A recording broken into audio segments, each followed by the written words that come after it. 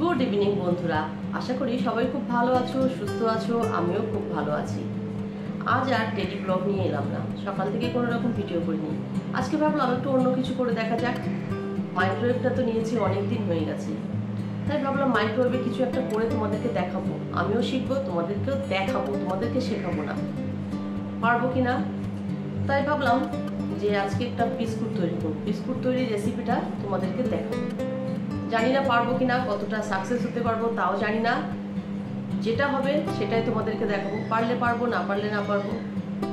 চলো তাহলে তৈরি করা যাক, দেখতে থাকো। এদিকে তো বিস্কুট তৈরি করতে যা যা লাগবে সমস্ত কিছু গুছিয়ে নিয়েছি। চলো এইবার তৈরি করব কিভাবে সেটা তোমরা দেখো।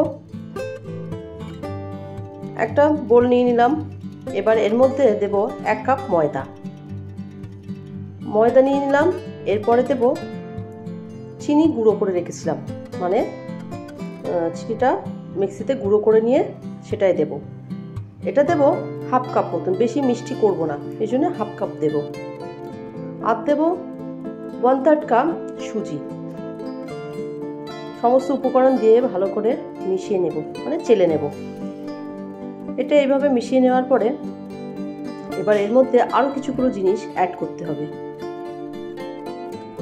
সমস্ত উপকরণ মেশানোর পর এবার এর মধ্যে দিয়ে দেব বেকিং পাউডার আর পরিমাণ মতন লবণ দিয়ে এবার এটা আবারও মিশিয়ে নেব। চামচ দিয়ে তো এই কাজটা হবে না, তাই হাতই ব্যবহার করতে হবে। এবার তেল নেব। 1/2 কাপের থেকে একটু বেশি তেল নিয়েছি। তেলটা একেবারে দেব না, অল্প অল্প করে দেব আর ময়ান দেব। এটা অল্প করে তেল দিচ্ছি আর ময়ান দিয়ে মাখবো। তেলের মধ্যে দিয়ে এটা মাখা হবে, মানে তেল দিয়ে এটাকে মাখবো।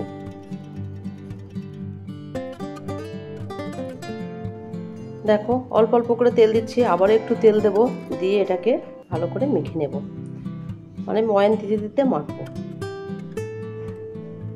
এটা আস্তে আস্তে মাখতে মাখতে না দলা পেকে আসবে। ব্যাস, এটা আমার মাখা মোটামুটি কমপ্লিট হয়ে গেছে। মাখাটা দেখো একদম জড়িয়ে আসছে, মাখাটা কমপ্লিট। এবার এটা রেখে দেব। এবার দেখো বেকিং ট্রেটা নিয়ে নিলাম। এই ট্রের উপর একটু ঘি ব্রাশ করে দিচ্ছি। ঘি ব্রাশ করে নিয়ে তারপরে আস্তে আস্তে বিস্কুটগুলো তৈরি করব। ঘিটা তো আমার ব্রাশ করা হয়ে গেল। এবার দেখো এটা সরিয়ে রাখলাম, আর যে ময়ানটা দিয়ে রেখেছিলাম এবার এটার থেকে বিস্কুটের আকার তৈরি করব। তোমরা যেমন খুশি তেমন আকার দিতে পারো, আর সাইজটাও তোমাদের উপরে নির্ভর করছে। আমি একটু গোল গোল শেপের করছি। লাইফে প্রথম আমি বিস্কুট তৈরি করছি, একদম লাইফে প্রথম, তাই আমি আমার মতন করে একটা শেপ দিয়ে নিলাম। আর মাঝখানটা একটু গোল করে চেপে দিলাম, ওখানে একটু কিশমিশ বা কাজু বসিয়ে দেব।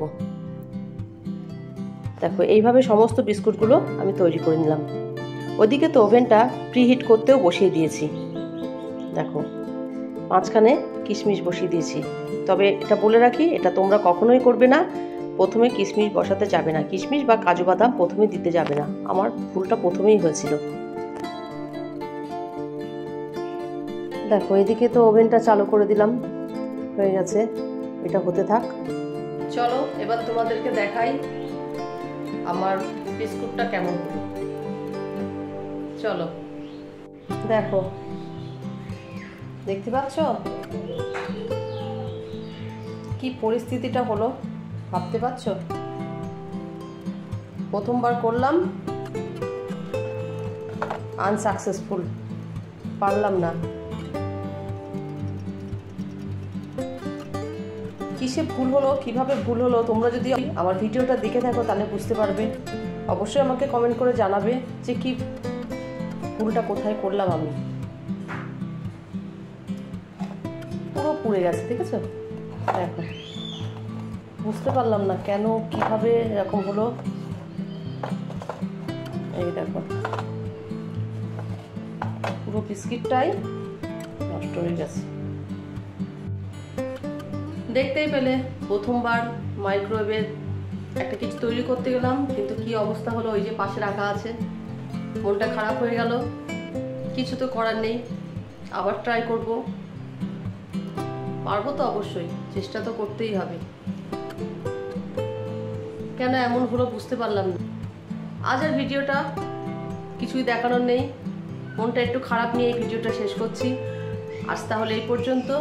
আমার ভিডিওটা যদি ভালো লেগে থাকে please like, comment, share and subscribe করো। সবাই খুব ভালো থেকো, সুস্থ থেকো। দেখা হবে অন্য কোনো ভিডিও নিয়ে। টাটা। পুরো পোড়া পোড়া গন্ধ বেরোচ্ছে জানো, সারা ঘরটা পোড়া পোড়া গন্ধ হয়ে গেছে।